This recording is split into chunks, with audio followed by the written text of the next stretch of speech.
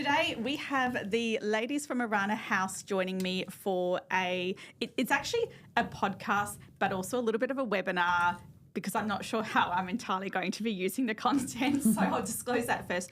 But I have been working with Orana House for, how long do you reckon it's been now? 3 years, I'd say, yeah. Yeah, so for 3 years, and we were approached, obviously, in the midst of the rental crisis, where the work that you guys do was becoming a very sensitive situation for lots of different reasons. Sensitive because there was maybe an increase in DV, sensitive because it was a housing crisis, lots of different reasons. So that's sort of how we got in touch with each other and started doing work together for the industry. So what I've had a lot of inquiries from other property managers, other investors, other landlords, all sort of wanting to know a little bit more about philanthropic investing, how their agencies can work. Like, there's so many things that we're going to cover in today's chat to help, whether you are an investor or whether you are a property manager or real estate business owner,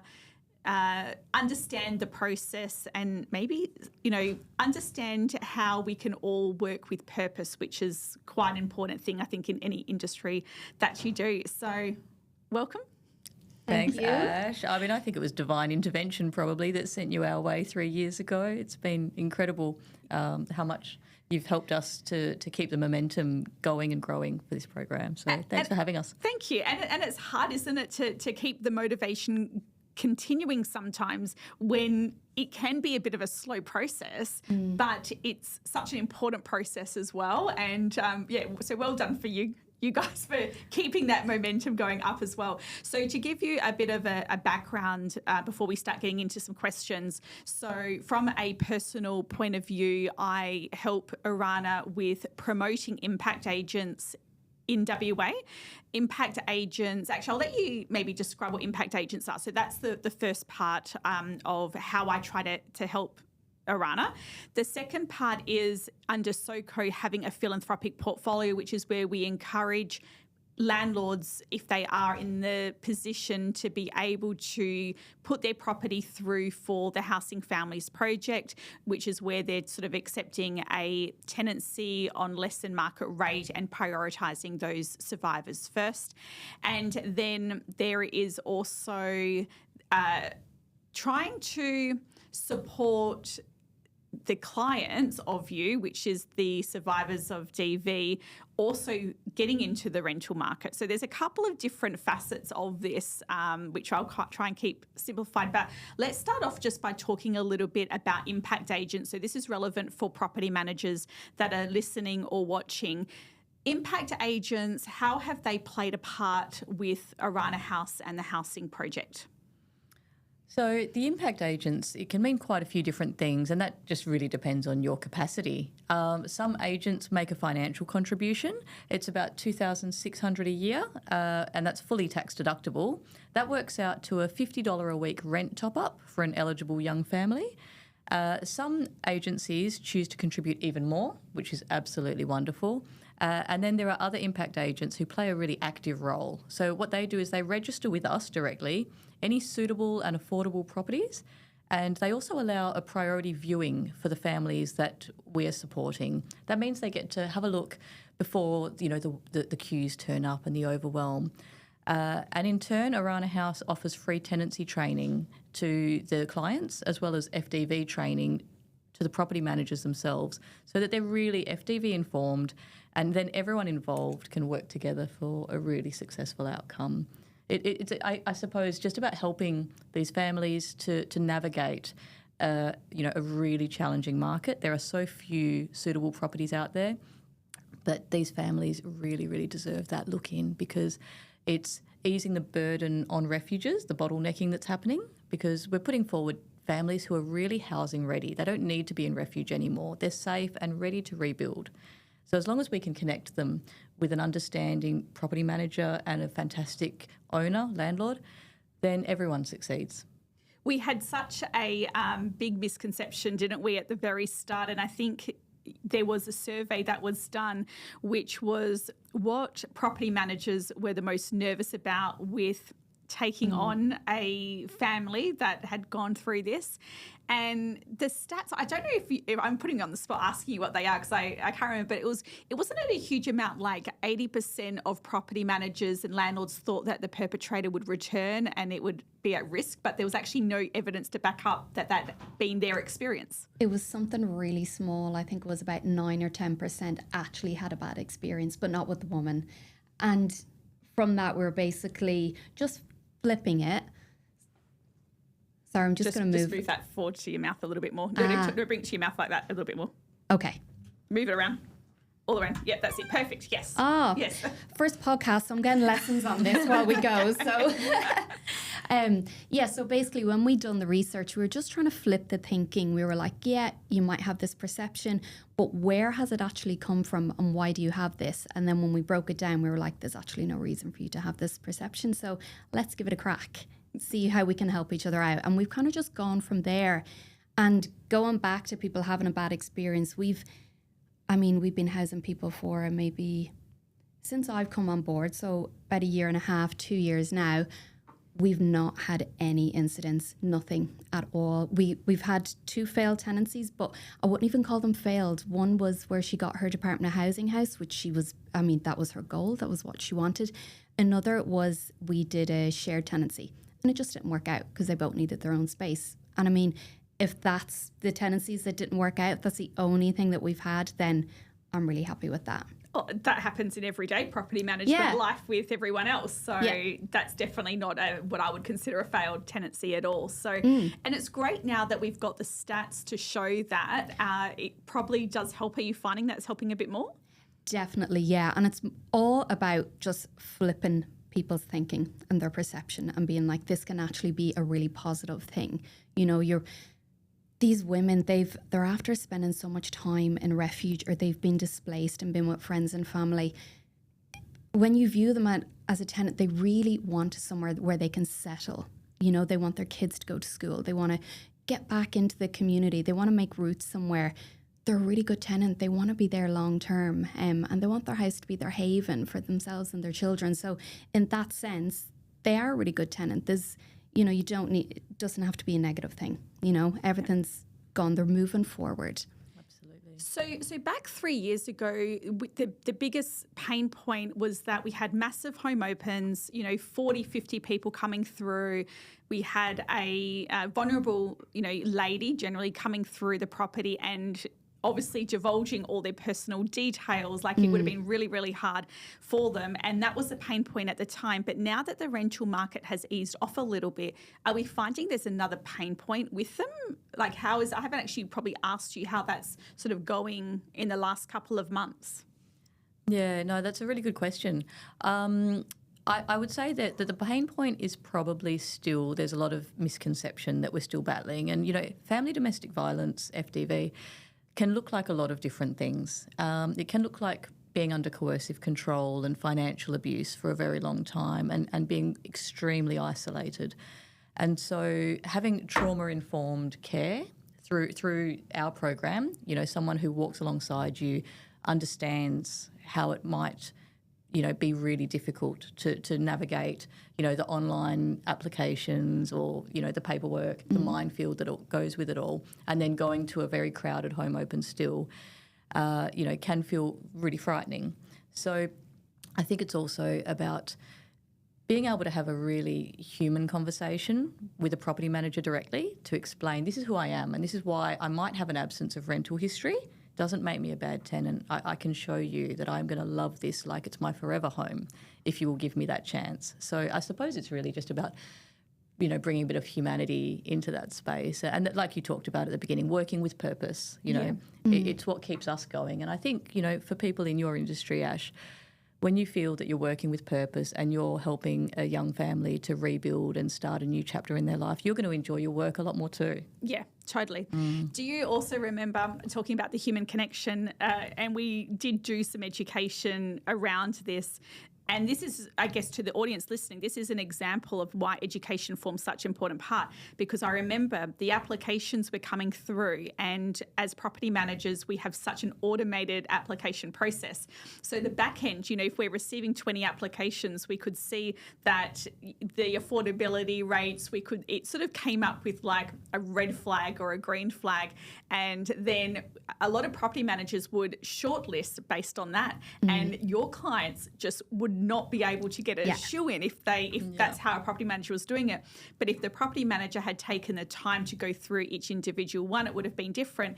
But to back up the property managers in this situation, they sort of didn't really have the time. I mean, to have 100 applications a day, like they had to have some sort of efficiency, which was very non-human centric, and we had to sort of educate you guys to say, this is what a property manager's looking on the back end, this is the problem. And we then spoke about how that could be improved, and little things, I guess, like the families bringing it to our attention at a home open or speaking and things like that. I don't know, was there anything else that we had to change there?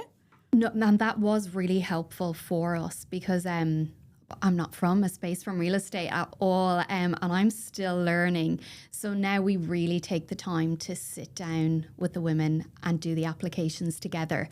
There's actually so much of them, and navigating things like My Tenant app, and it is difficult, and it does come up with a little red flag. And I don't know if it goes through like some sort of an AI system and maybe it doesn't actually reach even getting shortlisted. So I think they're falling through the gaps. So what we've done now is take the time, make sure it's actually done correctly, not giving anyone more work. None of us want any more work. We're really busy. And then we'll always just flick an email to the agent and just say, can you just look out for this person? And getting them to give us feedback as well. We've got lots of feedback, and that helps me work better with the women and giving the women feedback so that if they aren't successful for this property for whatever reason, they're more prepared for the next one. And it just makes everything more smoother. And it can work then in the long run, Yeah. Can you tell us a little bit more about the training that you would do with the tenants? Like what sort of things are you giving them extra support on to help them have a successful tenancy? It varies so much. So I might have someone who is just able to do the whole thing themselves. They just basically need a bit of advocacy as to why they haven't got 2 years rental history, why their last address was a PO box, things like that. But then I will have, say, someone who's from another country, not really speaking English. They've not been in Australia long. They'll need a lot of help with the online stuff. With liaison with the property manager so that it's just clear communication. Even simple things like setting up your utilities and making sure that you have, and your rent as well. A lot of, we have like Property Me, and just making sure that it's like a reoccurring payment, getting them all set up on that so it's smooth. Because it's really easy to just fall into arrears like that, or, so we're doing all of those kind of things with them. And then a whole load of practical support like furniture and, no two families are the same. We forget the simple things like setting up the rent and all of that, where a property manager just says, pay your rent on time and pay it every week or every fortnight. And we do forget those basics. And there's actually so many people that don't even know how to use online banking. And I guess if I think about it with your families, they might have had financial control. So maybe they've never had access to paying bills. We actually forget about that. So those listening, this is like these types of things are what I want you to take away. Like these people, may never have paid a bill in their life, don't understand what the risk is of paying late. What happens? Do you get phone calls, SMSs, breaches? It's so simple, we forget it. Yeah. But it is one of those things that if it is on your radar, it's actually easy to fix. Yeah. It is easy to teach someone. It is well within reach. Yeah. But you need to be aware of it. And that's the first step. So, definitely. If you don't know, you don't know. Yeah, it is an easy fix, but I mean, like, it snowballs really quick. So that's why we like to just be in there and make sure. Yeah, absolutely. I've got another podcast I told you guys about with a lady from St. Pat's going in a few weeks. And as you were saying, how things can snowball quickly. What we'll be talking about is how like people let things snowball out of touch and then don't actually reach for that help, you know, for 6 months or 12 months, where the benefit of the families coming through you guys is that it never gets to that point in the first place. Yeah. Oh, I'd really tip my hat to this woman to the right of me. She's so proactive, and our other caseworker as well. They are just across it all, and they maintain a really great connection with these women. They share their successes. They follow them on that journey. I think you went and had dinner at one of the houses a little while ago, and you know, it goes all the way through that first tenancy. You know, supporting them through employment programs that we run at Orana House, and all of the other things that go with it. You know, counselling for the kids as well as for the mums. There's a lot to that recovery and healing, and as soon as you've got a stable roof over your head, you can get on with all of those important things. But you need that house first. Yeah. So important. So important, and the biggest part of it. So we talked about sort of the impact agents. So we talked about how an impact agent can contribute $2,600 per year. That can help with top ups. So there's an affordability limit that I find a lot of the families have. So that helps obviously with the cost of living and the cost of rents going up, which between us, I do feel like it'll get to a point where it'll come backwards again. So that'll be great for you guys. Good to hear. It's just like, I feel like it's just a couple of years that we're just having to go through that sort of that peak. But back in 2014, it went backwards 30%. So I feel like that will stabilise a bit. I've already seen signs of it stabilising, which is good. So you've got there might be like businesses, for example, like let's just use my business, for example, where we're in more of an affluent area and we don't necessarily get a lot of stock, you know, that we can give to you guys because properties are $1,000 a week, for example. But we can definitely financially provide a impact agent donation, which we do each year. Then there'll be companies that maybe financially can't or don't want to provide, but they've actually got the houses available. So they're working in those areas where they do have suitable properties for these families, and that is the way they can help. So that's the second thing. And you know, I always say that you can always donate your time, property, or money, basically. Yeah. So if you don't want to donate your money and you don't have any stock available, then there could be other ways that you can help. Maybe that could be creating a fundraising event. Maybe that could be having a cash for cans out the front for donations. Like, I think thinking outside the square for a lot of people is really important. And I think as well, remembering that there are so many options to help, and every single person has the ability to help in some sort of capacity. It doesn't have to be financial. It doesn't have to be with property. There can be other things. So that's like, I do try to rant on about that, but it's so true. Please do. Bang on.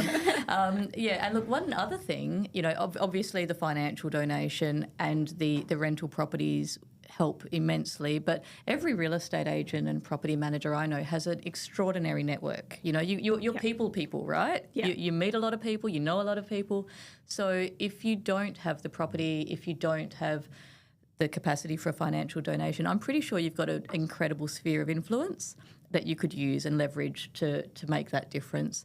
And, you know, as you mentioned earlier, look, if you've got any if you have any capacity, then there's a responsibility as well, which I think is, you know, if we want to live and work in a thriving, connected and safe community, which I'm sure we all do, that means we can't be turning our backs on the most vulnerable people that are within it. And, you know, it's important to remember, for every woman who comes to Orana seeking our help, there's on average 2 young children.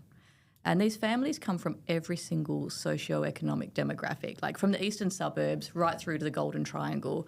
And even in the regions where there's even less services. And these kids, they go to school with ours.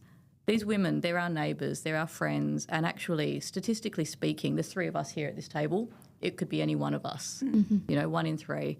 So that's why we've got to use that sphere of influence to talk about FDV. It is happening in our backyards, no matter what postcode we're in. And look, I think real estate agents, property managers, you can do so very much through that word of mouth. And, you know, a lot of our impact agents, that's what they do on top, and it's the cherry on the cake. Apart from the donation, apart from the rental properties, they also share their positive experiences. Lisa Gorman's a great example. You know, they tell other agents, they say, oh, look, I've got these fantastic tenants. Everything is going beautifully. You know, it's the kind of woman who wouldn't have had a look in anywhere else. but look how well she's doing, you know, and I think that's a beautiful thing. Yeah. Just share that those positive stories. There's so much negativity and stigma that we're still battling.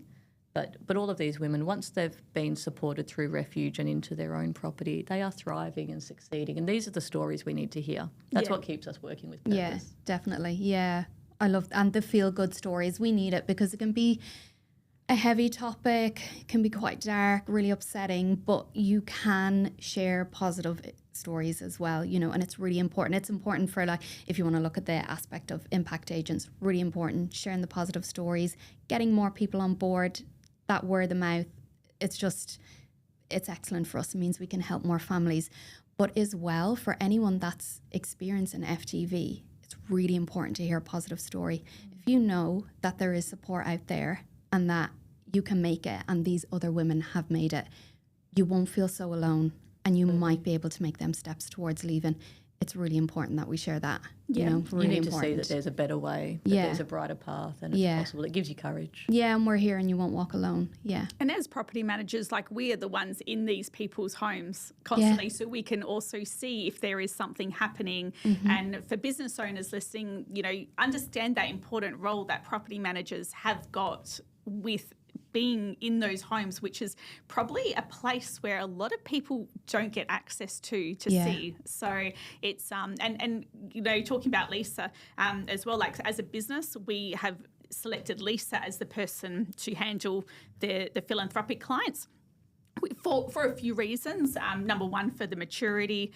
Number two, for the consistency. I think as a business owner, I want people to understand that getting involved, be mindful of that, and having the same person going in their homes. You might be a property manager that outsources inspections, which is also a great option, but with these families, just be mindful that it might be nice to have that consistent face for them.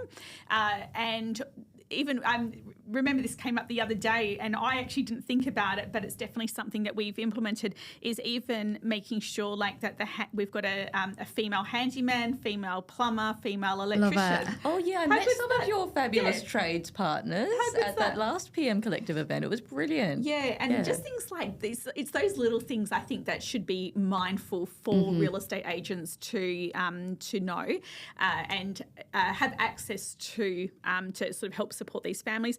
But again, like with Lisa, like from a business point of view, she's working with purpose. So she has difficult properties, and she, you know, as property managers do, they can sometimes have hard days, but knowing that she's actually working with these families is definitely the brightness of her job, and hopefully keeps her with me longer, but keeps her looking ultimately after your clients. So it's things like that. It's good just to understand the behind the scenes, I guess. Yeah, that's a really great point, actually, because I think a lot of business owners and managers underestimate how much we all want to work for an ethical company. And, you know, there are other ways to incentivise staff and motivate them. But if you know you're working for a company that's values aligned, it does inspire loyalty, I think. I didn't realise the impact of that until recently, where last year we sent emails out to our clients asking them if they would like to buy a hamper for their tenants for Christmas. And we use, oh my gosh, I wish I remembered it before I started this story. And some of your clients, some of your families actually work for them. Metal, yes, yes. metal. I knew straight away. We love them. Love it. I think actually I probably got introduced to them from you. They're so good. And it's an ethical company. They had a really great promotion where for every box you ordered, they would provide one to the families. So I think we had about 200 boxes that we had purchased for our clients. And so when we sent out the email to the owners to say, listen, if you have had a great experience with your tenant and would like to purchase them a Christmas gift, this is the one we're suggesting. I think it was like $88. I thought was pretty reasonable price. And then, you know, we said to them, if you haven't had a great experience with your tenant, then feel free just to ignore the email. The response was huge. We had so many owners want to take up us organising that for them, but the responses from the owners to say, thank you for being such an ethical company, or things like loving your purpose, loving the way that you guys do things. And not that I was doing it for that, but getting those responses, I was like, maybe that was a good move. Oh, amazing. So much better than a bottle of wine. Yes, yes. Yeah, what Metal has done, we've been partners with them for 5 years. And so not only do they employ and upskill our women, Yeah. they produce these gorgeous, ethical, sustainable gift hampers. And, we've gifted them to the property owners in our program as well. And, it's just that little tangible reminder that you're part of a big picture together. We're all chipping away, doing our little corner of something that means so much to this woman and her children at the centre of it all. It's got that ripple effect, and it's really quite profound. I love it. Yeah, and that's just exactly another example. If you are not able to, contribute financially or energy or property, even something like using metal to is something that you could do in your business starting straight away that will cost you nothing, but you're just using a company. Maybe it's for client gifts, sales gifts, things like that. It's just, I guess, to get that thinking around, who can be in your network to help this community. So many options. People love to help. Yeah. They really do. If you give them the opportunity, they really do. So after we had that, we did a piece with ABC News, just speaking about the challenges of the rental market. And we had so many online inquiries from private landlords being like, yeah, we have this property. I wasn't really sure what I was going to do with it. In really great areas. I mean, they could have got fantastic rent for them, but they wanted to be able to provide it to a family, and it's because that opportunity was created for them because we let them know.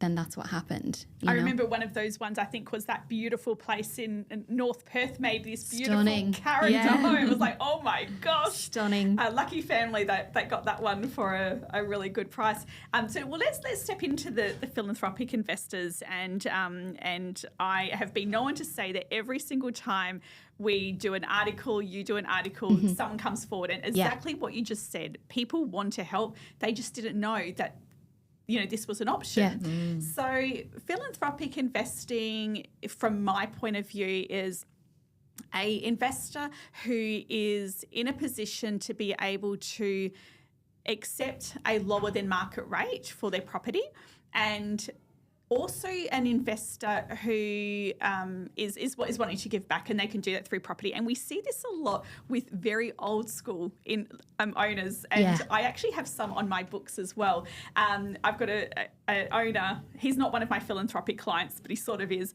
and he owns about 15 properties. And when we go do a rent increase, I remember once he said to me, do not be mean with my rent increase this year, Ash. And I wasn't being mean, but it was like, but you can get this much per week. And he does not feel comfortable because he's of that old school mentality. He does not feel comfortable at all taking, $300 a week for a property when $200 is perfectly fine for him. And obviously all his rents that are renewed are all at the lower end, because that's his financial position. That's what sits comfortably with him. I also do want to stress, though, with investors is that every investor's in a different position. And as a property manager, even just having that discussion with your new clients when they come on board to let them know that you also have a philanthropic program if it's something that suits them. If not, this is the market rate. Just giving people the options is, number one, super helpful, and let them decide, because you don't know what their financial position's like. You don't know what their experience is like. We've had people that have had children that have gone through DV and have gone, you know what, this is what I want to do to give back. So who are we to just assume that they want the traditional way? Like again, thinking outside the box, why wouldn't you just give them that second option and just see what happens? Create the opportunity. Yeah, absolutely. Create the opportunity for investors. And I think you'll be surprised at how many come forward. So from a property manager point of view, like obviously we've got the philanthropic clients, they help you by providing a significant, I want to say a significant amount less. Yeah. Generally, the way the conversation will go from my point of view. So with Orana, the families do need to have a property manager involved. Like a landlord can't be privately managing the tenancy. So that's still the case. Always. Yeah, it's cool. good for everyone. Yep. And then we generally, the conversation we would have with the clients is what do you need? Like, what's the minimum you need? So they know what their mortgage is, what their bills are, what they're comfortable with. We generally let them come to us, but we do say to them, listen, most families in the program have an affordability, say between, don't quote me on this, maybe it's $400 to $500 a week, for perfect. example. That's accurate. Great. I should have checked that with you before I said that and put you in that position. So then we would say that's where most families can afford. So if you can get back to me with what you're comfortable with, and we can see whether it works. And then they will say, yep, actually I would need 480. No worries. We'll put that forward to you. We've got this property in this suburb. Owner wants 480 per week. Do you have a family that this would suit? Yeah. It's as simple as it works exactly like that. Yeah. And the way that it's looked after is exactly the way every tenancy would be, except we are not needing to advertise the property. We're just putting it straight through to Orana. You guys find a family that it suits. The application still gets done, though it's not really processed. It's just a formality.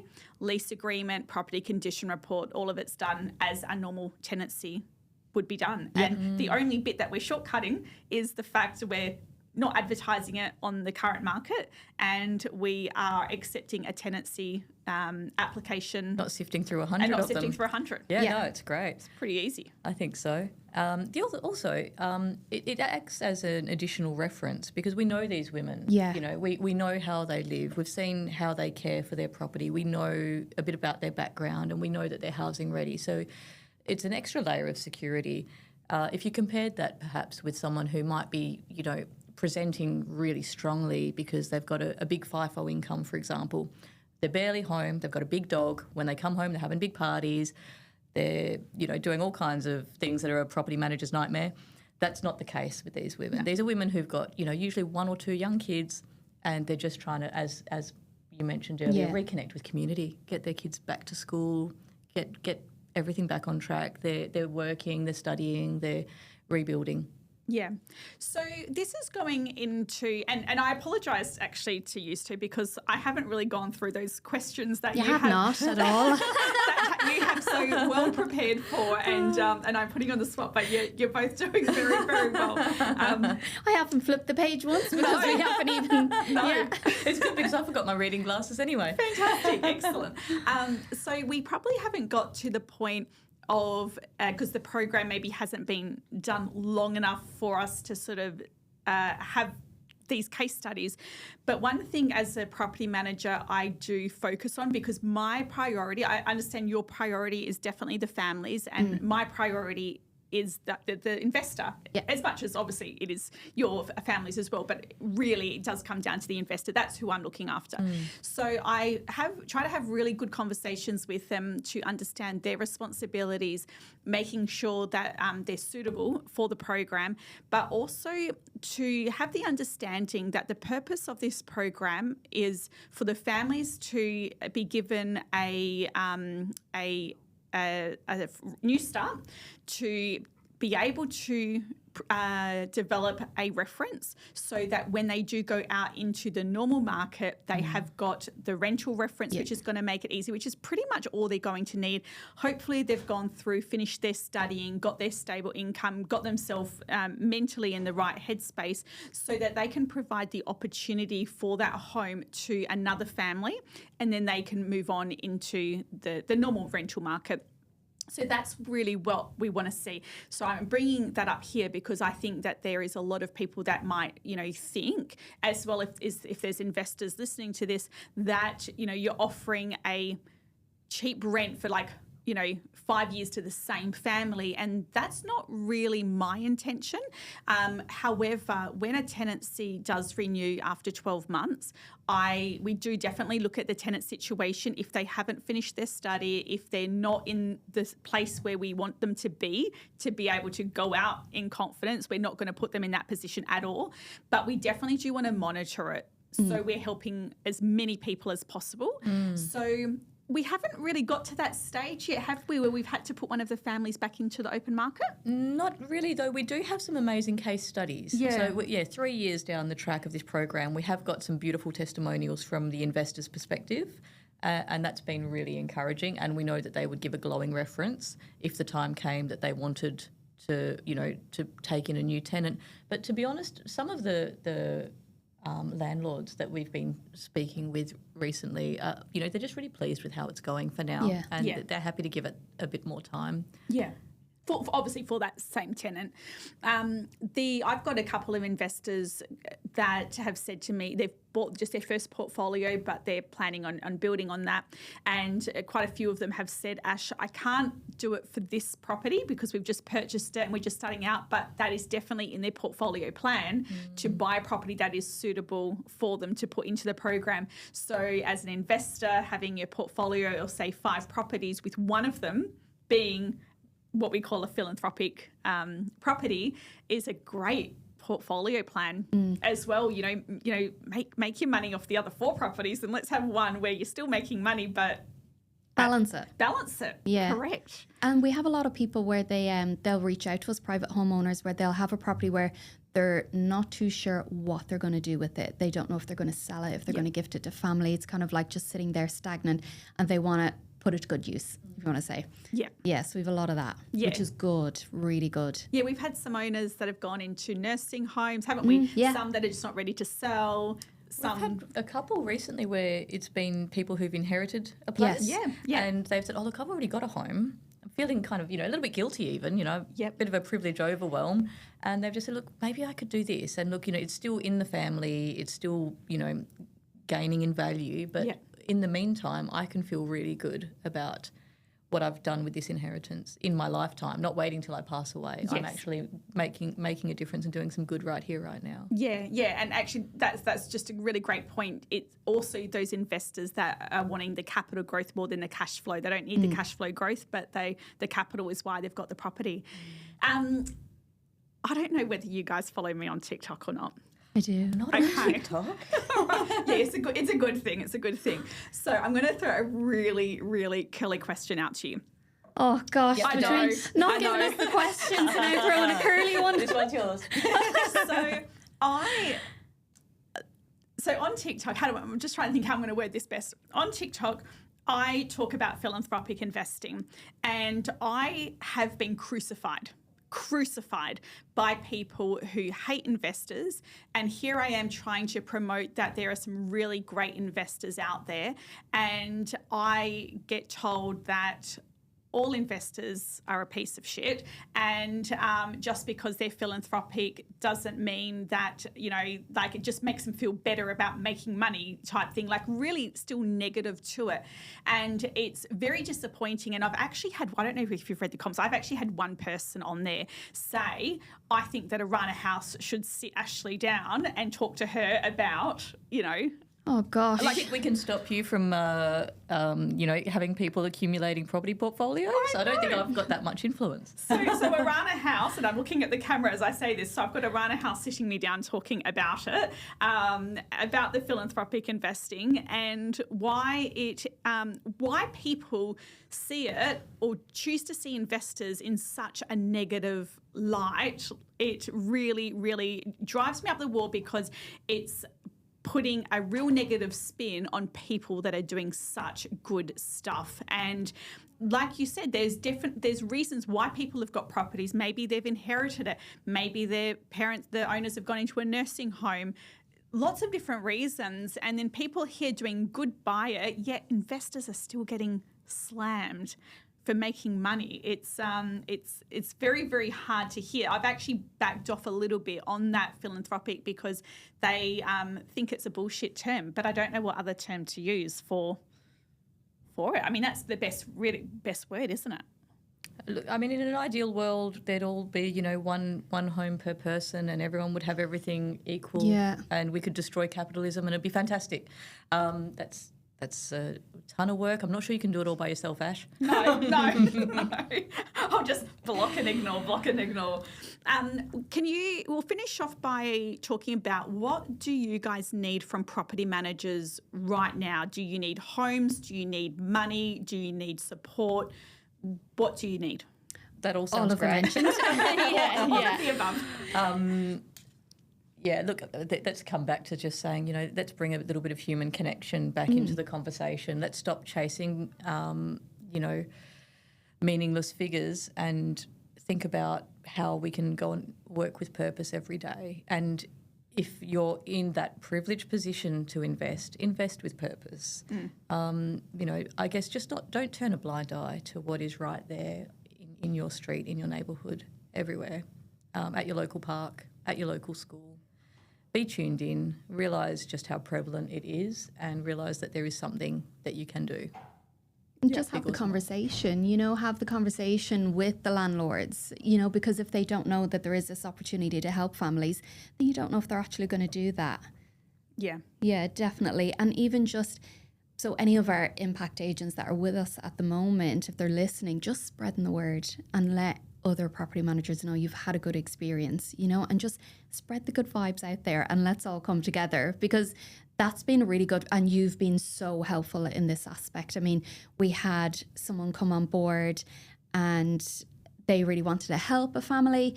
And I was like, where have you heard about us? It was through Ashley. And I was like, right? Yeah. So good. Yeah, and I mean, they've helped house 2 families, and beautiful families. Oh my God, they're doing so good at the moment. And I was like, that's just so good. I mean, we essentially didn't have to do anything. It just came to us just because you had a positive conversation with her. So it holds so much weight. It really does. Yeah. No, that's so good. I think that, the biggest takeaway for people listening is give the opportunity to your landlords. So new business coming up, have a chat to them. Here's your market rate. Here's also a second option if you would like to go down the philanthropic road. Then you've got the second option, which could even be, which I don't do, but it could be an option, just sort of thinking of ideas, is that when a property comes up that you think is suitable for Orana and it's coming up for release, then saying to the owners, listen, would you like to release it to the open market? Or we have got a program with our office which is for philanthropic investing if it's something that might suit you. Maybe it could be that an owner currently, let's say hypothetically, their owner's been getting $450 per week, but now that tenant's moving out and now the rent's $700 per week, but the owner might be like, you know what, actually I'm quite happy on that $450 a week I've been getting. So, putting it through to one of the families would be a good idea. And like you said, having property managers having those conversations with each other and advertising that you're an impact agent, marketing about it, talking about it so that more people go, hey, what's an impact agent? What does that do? It's literally just around those conversations that, and not only giving the landlords and the investors the opportunity, but giving your property managers, giving your team the opportunity. It's really, let's put work aside from a personal level. It's giving everyone an opportunity to live with purpose and to work with purpose. Yeah, definitely. Yeah, for sure. I mean, that would be really helpful, definitely, because we really would love to get more people on board. Do you have a goal or not really? You know what? I think I've just had my head down and just so busy that I haven't even thought about that. No. But I do have to say I really do love what we do for work. I really do love it. I mean, I never get that. Sometimes you go into work and you're like, oh, like I might get, if I feel tired or something, I'd be, but my work batteries, if that's what you want to call them, are charged like massively once someone get housed or when they've been housed and I go to visit them. The change that I see in the women is just, I just can't describe it. They look different. They look totally different. They're confident. They're proud. They're just really happy. And they're able to provide something for their children that they weren't before. A safe place to live. like it's what rightfully theirs. But when they actually achieve that and then they're able to make connections in the community, the kids can go to school and have friends over, and they can, if you want to say a normal life, but it's just, it's so good to see. I love it. Or when they first open the door, if we furnish the house, that is like, you know, you have to remain professional, but you do get the lump in your throat. Yeah, you do. And you're like, it's just so beautiful to be able to give that to a mum, you know, and it's not that hard to do it. Yeah. It's actually not. And I think that's why you say, like, it's not so much about setting a goal for the numbers of women and children housed, because we're always going to be fighting a tide. The demand will always be beyond our capacity. Is it increasing the number of families? Yes. Is it? Oh, yeah, very much so. Yeah. However, I would say in terms of goals, the goal is the number of impact agents. Yeah. Because if we could get 6 more, you know, ahead of International Women's Day on the 8th of March, I think we would be absolutely thrilled. That would be an achievable goal. Yeah. It's within reach. But 6 impact agents who say, look, I'm either going to commit to a year of rent top-up, $2,600, it's not much, right? Tax deductible. Or hey, I'm actually going to become one of the agencies that puts forward my rentals for, you know, 1 or 2 families even. Yeah. That would be great. So if we get maybe half a dozen of those in the next month or 2, I think we would be on track for a really great year, and we could feel really proud of that altogether. Yeah. The donation is huge as well, because where, like I said, the rental, it's just not come down. It's still really expensive, and going in on a single income to that, especially if you've been displaced or if you've been in refuge, trying to get back into the workforce from refuge is really difficult, because I mean, who wants to sit in an interview and not be able to give an address? And, you know, it's just, there's so many layers to it. So then it's a massive barrier for people exiting refuge, because like, well, I can't get a private rental because I can't afford it. But if we're able to say, yeah, we can top up their rent until they get back on their feet, they can do our Empowered for Employment program, metal, things like that, go back to study, then they can sustain it on their own down the track. But if we are able to give them that financial contribution, then we've created that opportunity. So, I mean, the more that we can do that, the better, because then where we have those people who have a portfolio where they're like, I don't have rentals, that would be in your client's budget. Well, maybe you do if we were able to top up the rent, you know? One thing that I've definitely learned is that I didn't realise what impact a relatively small amount of money has for people. And in a different program that I help with, there's $1,000 grants, and, you know, $1,000 might be a grant for over, it might just be helping, again, just top up someone's rent if they've had a rent increase. And you think, in my mind, when I first started doing it, $1,000, I mean, that's not going to be a game changer. But when you hear these case studies, and you spread out $1,000 over 10 weeks or whatever, it made a massive difference. And so even $50 a week, like, I guess to a lot of us, if I'm going to be completely sort of ignorant, that you'd think, oh, $50 a week, I can, you know, just not get Uber Eats one night or something stupid. You can spend it in 10 minutes, you know. Absolutely. But to realise that the amount, $50 per week to a family that needs it, is like so massive. It just means they might be the one that gets that much sought after lease. Yeah. You know what I mean? Absolutely. That one rental that is the only one that is available. Yeah. It's theirs. Yeah. It's really brilliant. And, you know, 1,000, like you mentioned earlier, that's just the bond, you know. Yeah. Meanwhile, we're supporting someone to get access to funds that are rightfully theirs. They're going through a settlement. They're going to be able to pay that rent, no problem. They just didn't have access to that bond. So just getting them what they needed in that short term to get over the hurdle, it can really make a big difference. Yeah. So 6 impact agents is what we're looking for. And if I really just break this down for business owners and property managers, what 2,600 looks like for a business owner is one management fee for the year. It's like you are donating out of your whole portfolio of, you know, whether it's 50, 100, 500 properties, you're donating one management fee income to the program. That's it. And when we put it into the real basic terms like that, it's not a lot.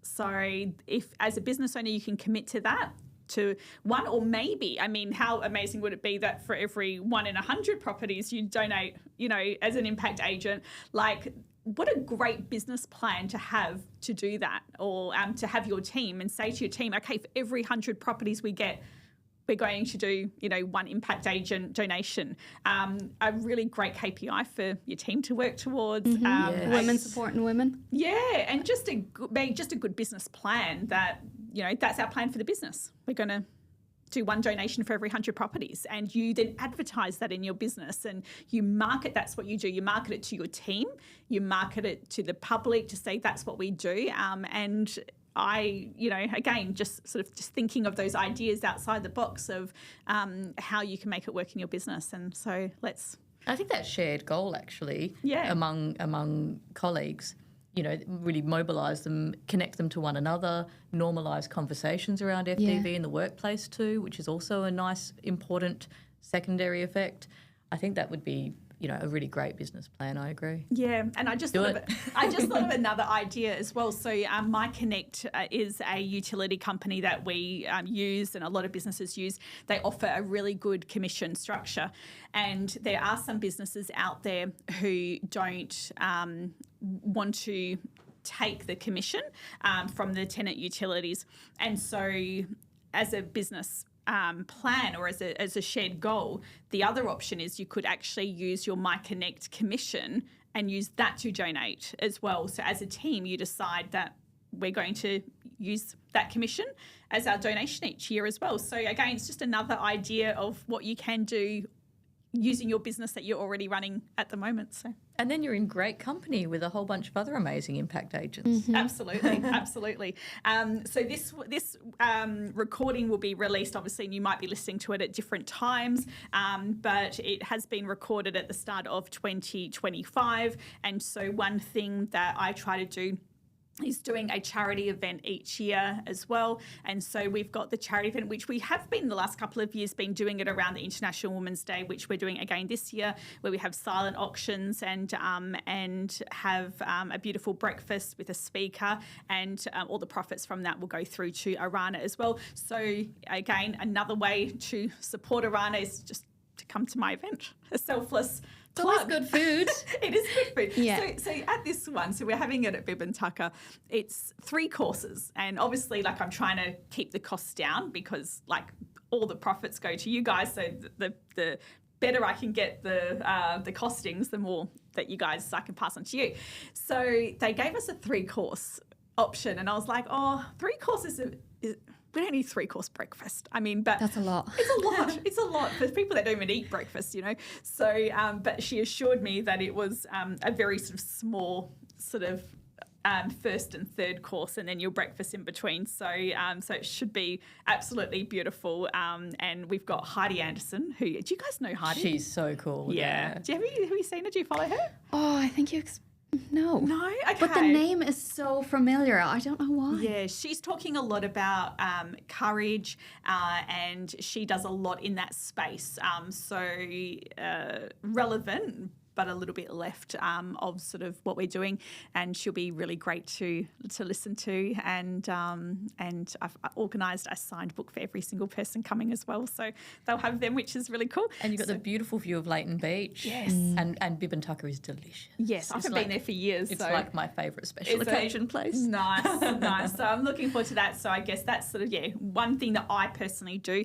But again, in your business, maybe you have a internal charity event. Maybe you do a charity event for your investors or your tenants, and you can also raise funds. Like, I'm just trying to drop all these like ideas that people can do inside their businesses to help, and lots of ideas. And we love visiting our impact agents. We'll come out, we'll chat with the team, we'll explain a lot more about Orana House and the work we're doing right here. And sometimes that can be quite inspiring and motivating for the team too, just to know that contribution, what it is doing in real terms, so close to home. Yeah. Yeah, we're always up for it. Yeah. We're a very small, locally based charity. Our refuge is in the city of Bayswater. We've got transitional properties around Perth, but the need here is enormous, and so there's a lot of good people can do. Yeah, perfect. Well, it was lovely having you both in today. Apologies that I didn't do any of those questions that I don't think you did one. I'd love to go off script. But always good to chat. It is. It's my style. I only give you the questions for your own peace of mind before you come in, but I should put a disclaimer on there. They may not be asked. But you guys did very, very well, and great discussion, again, for both property managers, business owners, investors as well, and I hope that definitely shed some more insight into how you can work and live with purpose very easily, doing exactly what you're already doing. And get in touch with us. Absolutely. Yeah. Come and meet us at Leighton Beach. Yes. Yes. Perfect. For Well, a 3-course brekkie.